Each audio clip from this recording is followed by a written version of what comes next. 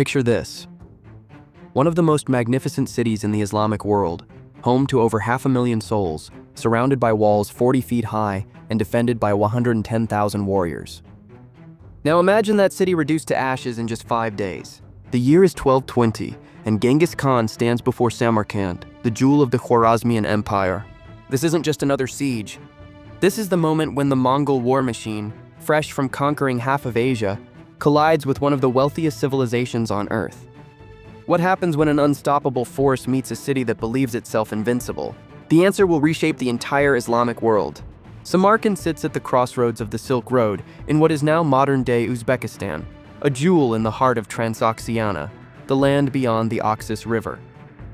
By 1220, this city represents everything magnificent about medieval Persian Islamic civilization. Grand mosques with turquoise domes, bustling bazaars filled with Chinese silks and Indian spices, libraries containing tens of thousands of manuscripts, and architectural wonders that rival anything in Baghdad or Damascus. The city belongs to the Khwarezmian Empire, ruled by Sultan Muhammad II, a man of immense ambition but questionable judgment. His empire stretches from the Caspian Sea to the borders of India, commanding trade routes that generate unimaginable wealth. Muhammad commands approximately 400,000 troops across his vast territories. On paper, one of the largest armies in the world. But Muhammad has made a catastrophic mistake. In 1218, his governor in the city of Otrar murdered Mongol merchants and ambassadors sent by Genghis Khan to establish trade relations. When the Khan demanded justice, Muhammad executed more Mongol envoys, an unthinkable insult in the diplomatic customs of the era. He has awakened a dragon. Genghis Khan, now approximately 60 years old, leads an empire stretching from Korea to the Caspian Sea. His military forces, though numbering only about 150,000 to 200,000 troops for this campaign, represent the most sophisticated killing machine the medieval world has ever witnessed. These are not barbarian hordes. They are disciplined, innovative, and utterly ruthless warriors who have spent 2 decades perfecting the art of conquest. The Mongol advance into Khwarezmian territory in late 1219 moves with terrifying speed. City after city falls. Otrar resists for 5 months before being annihilated, its governor executed by having molten silver poured into his eyes and ears. Bukhara surrenders after minimal resistance and is systematically looted. The pattern is clear: resist and face total extermination, or surrender and face slavery and subjugation. By March 1220, the Mongol army approaches Samarkand. The city's governor, Tughai Khan, has concentrated approximately 110,000 defenders within the walls, a mixture of Khwarezmian regular troops, Turkic cavalry, and civilian militia. These walls have never fallen to assault. The city's fortifications include a citadel on elevated ground, multiple defensive circuits, and sufficient supplies to withstand a siege lasting years. Sultan Muhammad himself, paralyzed by indecision and terror at Mongol successes, has fled westward with his elite forces rather than making a stand. His son Jalal ad-Din will later mount heroic resistance campaigns, but at this crucial moment, the empire's leadership has abandoned its greatest city. This battle matters beyond the immediate military outcome. Samarkand represents the intellectual and commercial heart of Central Asian Islamic civilization. Its fall will send shockwaves throughout the Muslim world, demonstrating that no fortress, no matter how mighty, can withstand the Mongol onslaught. The medieval world order is about to change forever. The Mongol force surrounding Samarkand numbers approximately 80,000 to 100,000 warriors, substantially fewer than the defenders. But numbers tell only part of the story. Genghis Khan divides his forces into 3 primary tumans, each commanded by his most trusted generals, Jebi the Arrow, Subutai the Valiant, and the Khan's own sons Chagatai and Ogadai.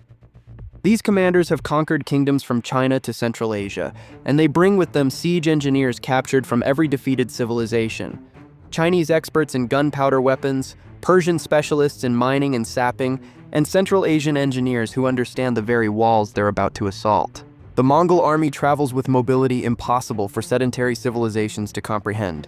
Each warrior maintains 5 horses, allowing continuous movement without exhausting their mounts. Their composite bows, crafted from horn, wood, and sinew, can pierce armor at 200 yards. More critically, Mongol forces utilize sophisticated intelligence networks. Merchants, spies, and deserters provide detailed information about Samarkand's defenses, supplies, and the morale of its garrison. The defenders possess significant advantages. Samarkand's walls, constructed from sun-baked brick and standing 40 feet high in places, have protected the city for centuries. The garrison includes experienced Khwarezmian cavalry, men who have fought tribal raiders and maintained order across a vast empire. They have stockpiled food sufficient for months, perhaps years. Wells within the city provide water, eliminating the vulnerability to supply lines that dooms so many sieges. The garrison commander, Genghis Khan, is experienced and determined to defend the city to the death. But the psychological situation works entirely in the Mongols' favor. Refugees from Otrar and Bukhara have poured into Samarkand with horrifying stories of Mongol brutality. The tales are not exaggerated. Genghis Khan has deliberately cultivated terror as a weapon. Cities that resist face systematic destruction.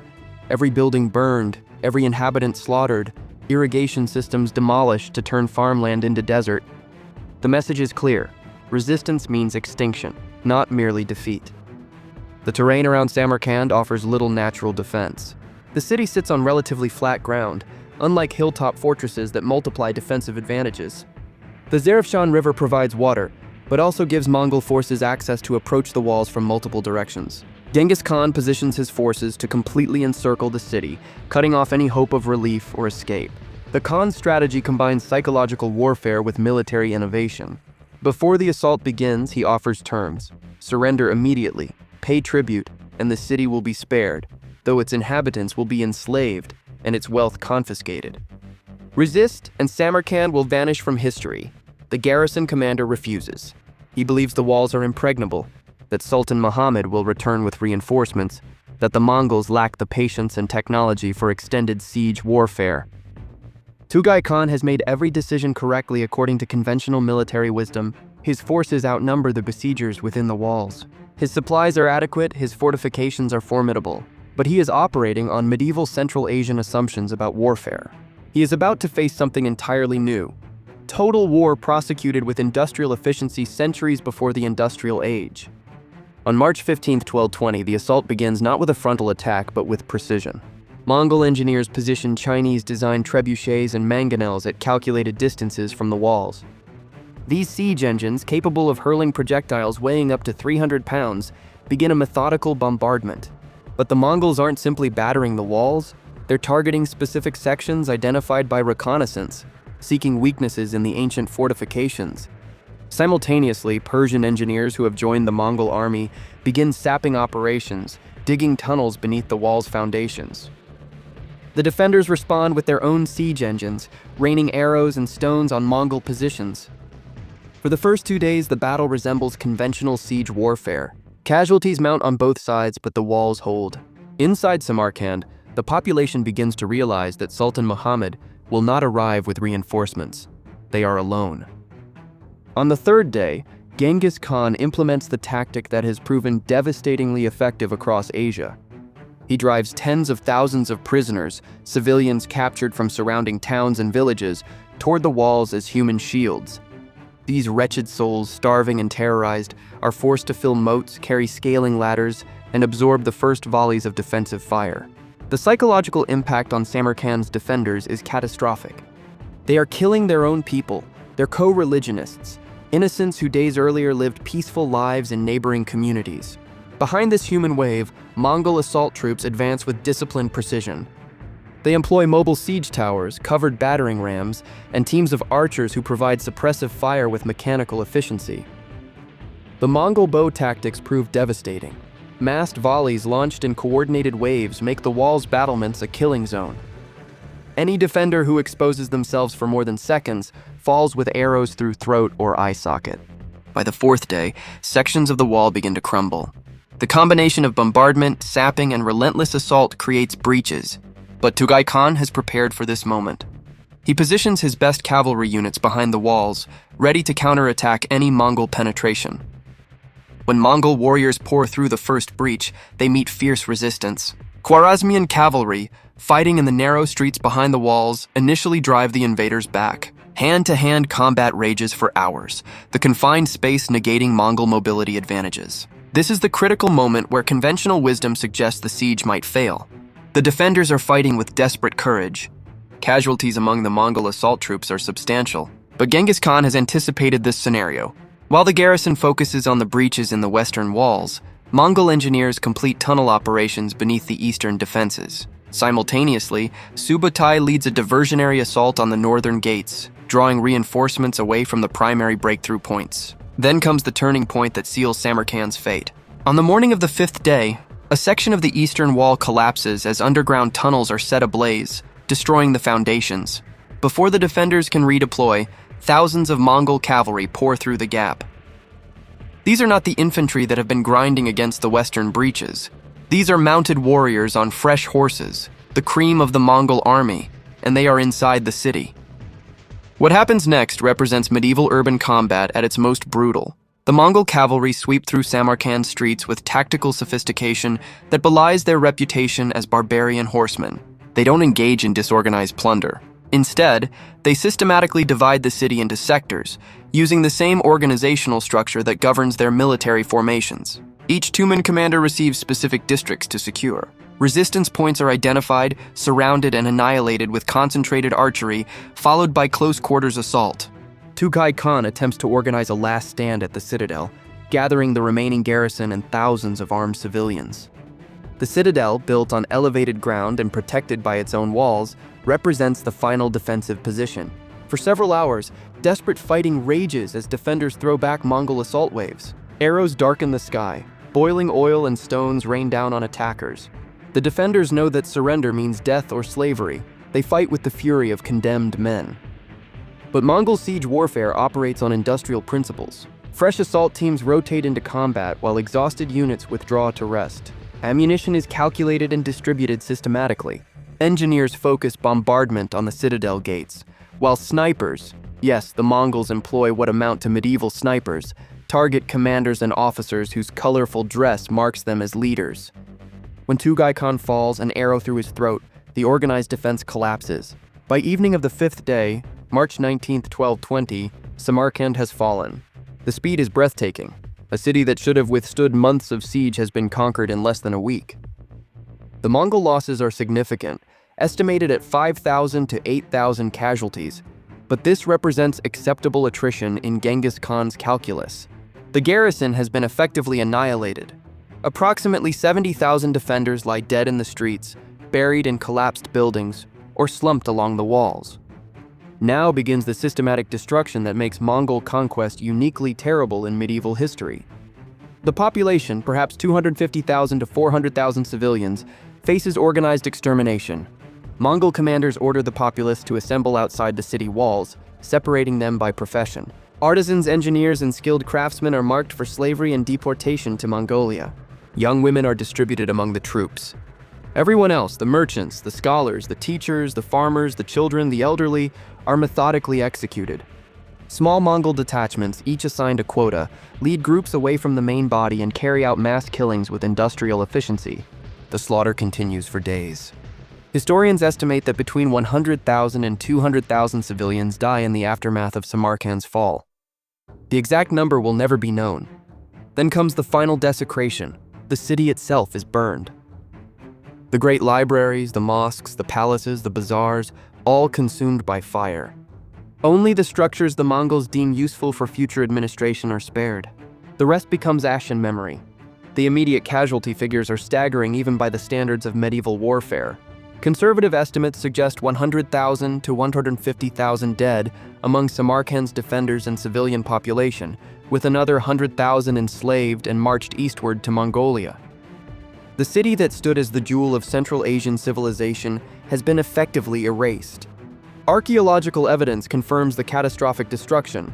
Layers of ash and debris from 1220 mark the Mongol conquest in excavations even today. But the true impact of Samarkand's fall extends far beyond casualty statistics. The psychological shockwave ripples throughout the Islamic world. If Samarkand, mighty, wealthy, protected by massive walls and a huge garrison, could fall in 5 days, no city is safe. The conquest demonstrates that Mongol siege warfare has evolved beyond anything the medieval world has encountered. The combination of Chinese engineering, ruthless psychological warfare, and tactical flexibility makes fortifications obsolete as absolute defenses. The Khwarezmian Empire disintegrates within months. Sultan Muhammad II dies in exile on an island in the Caspian Sea, a broken man who watched his empire crumble without mounting effective resistance. His son Jalal ad-Din will conduct a brilliant guerrilla campaign for several years, winning tactical victories but never recovering the strategic initiative. By 1225, the Khwarezmian Empire exists only in historical memory. The fall of Samarkand opened Central Asia and the Middle East to Mongol expansion. Within a generation, Mongol armies will sack Baghdad, ending the Abbasid Caliphate. They will conquer Russia, invade Poland and Hungary, and create the largest contiguous land empire in human history. The techniques perfected at Samarkand, the combination of mobility, siege technology, psychological warfare, and total ruthlessness, will be employed from Korea to the gates of Vienna. The city itself slowly recovers over subsequent decades under Mongol rule, eventually becoming a major center under Timur in the 14th century. But the Samarkand that falls in 1220 never truly returns. The continuity of Islamic scholarship, the merchant networks, the cultural traditions, all are severed. Historians estimate that Central Asian urban population declines by 25 to 50% in the decades following the Mongol invasions, as irrigation systems collapse and trade routes are disrupted. The Battle of Samarkand represents a turning point in world history, the moment when the medieval Islamic civilization of Central Asia, which had preserved and advanced Greek learning, pioneered mathematics and astronomy, and connected East and West through commerce, was violently interrupted. The Renaissance in Europe will eventually recover much of this knowledge, but in 1220, humanity's accumulated wisdom literally goes up in flames on the banks of the Zeravshan River. The primary historical sources for the Mongol conquest of Samarkand come from several remarkable witnesses and chroniclers. According to the Persian historian Abd-al-Malik Juvaini, writing in his 1260 work Tarikh-i-Jahangushe, or History of the World Conqueror, Samarkand's fall exemplified the complete superiority of Mongol military organization over settled civilizations. Juvaini, who served Mongol administrators, had access to official records and eyewitness accounts from survivors. The 13th century Arab historian Ibn al-Athir, in his comprehensive chronicle, The Complete History, provides crucial details about the siege from the Islamic perspective, though he was not an eyewitness. His account emphasizes the unprecedented nature of Mongol warfare and the terror it inspired across the Muslim world. Modern scholarship, particularly Jack Weatherford's Genghis Khan and the Making of the Modern World, and Timothy May's The Mongol Conquests in World History, contextualizes the military innovations that made the rapid conquest possible. These works draw on archaeological evidence, Chinese sources like The Secret History of the Mongols, and comparative analysis of medieval siege warfare to understand how the Mongols achieved such devastating effectiveness. Historians continue to debate the exact casualty figures from Samarkand. Medieval chroniclers often exaggerated numbers for dramatic effect, and modern scholars like Peter Jackson in The Mongols and the Islamic World argue that while the destruction was indeed catastrophic, population figures may have been inflated by contemporary sources. However, archaeological evidence of widespread burning and demographic collapse in the region supports the narrative of systematic destruction. If you found this exploration of medieval warfare fascinating, the Mongol conquest offered dozens of equally dramatic stories, from the crossing of the Caucasus Mountains to Hunt Sultan Muhammad to the Battle of Ain Jalut where the Mongols finally met defeat, to Genghis Khan's earlier campaigns in China where he first perfected the siege tactics used at Samarkand. The fall of Samarkand reminds us that military innovation, ruthless determination, and superior organization can overcome seemingly insurmountable defensive advantages. The walls that protected civilizations for centuries became obsolete not gradually, but in 5 terrible days in March 1220. The medieval world learned a harsh lesson. In warfare, adaptation and innovation matter more than stone and numbers. Samarkand stood for centuries. It fell in less than a week, and the world would never be the same.